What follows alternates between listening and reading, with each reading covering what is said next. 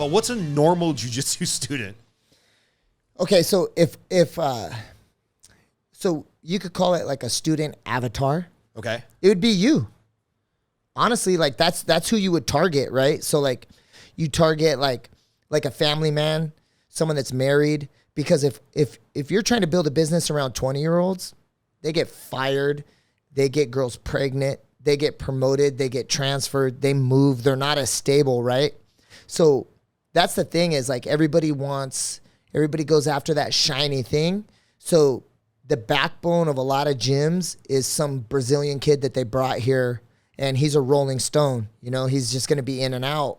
And I've always made it like it doesn't appear to be that at our gym because of what you see. But in Henderson, there's over 500 students in there. The backbone is core, solid people. Like anytime there's a family that's training, I'm like, hey, just talk to Pat. Like the regular prices shouldn't really apply if you're trying to sign up like 4 or 5 people. Like you shouldn't be paying a mortgage to train here, right, you know? Right. And so like when you're looking at your perfect student avatar, it would be like someone that's stable and someone with a family, you know, and you know that they're going to be local for a while. Like I think the average student lasts about 9 months.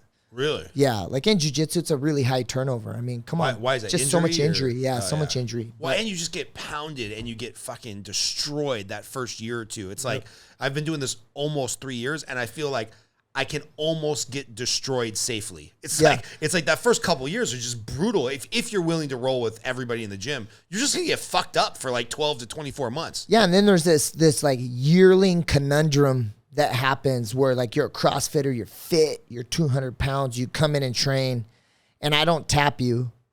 And you're like, okay, cool. I rolled with the instructor. He didn't tap me. I sign you up. And then a year goes by and I'm just wrecking you on the mats. And you're like, you come to me and you're like, listen, man, like on my first day, I was so good. Like no one beat me up, man. And now I'm a year in and I actually think I'm getting worse. And it's like, no, actually what's happening is you were analog, or you're still analog. You need more reps to get to the digital speed. So when you first came in, do you remember Rolodex? Yeah. So you had a Rolodex and there was only one card in it, and it was defense, panic. That's it. and plus I'm trying to get your credit card, right? Right. And then as in this first year, you haven't done enough reps to be fast. So every time you come in, I give you a new card, armbar from closed guard, butterfly sweep, scissor sweep. So you're still on this Rolodex. I'm rolling with you, but you're actually like really good now. So I'm turning the level up just to stay ahead of you. But now you're attacking offense, which is opening you up instead of just like super tight and tense. And I can feel that you're not as tense and you're thinking more, but you're just a step behind.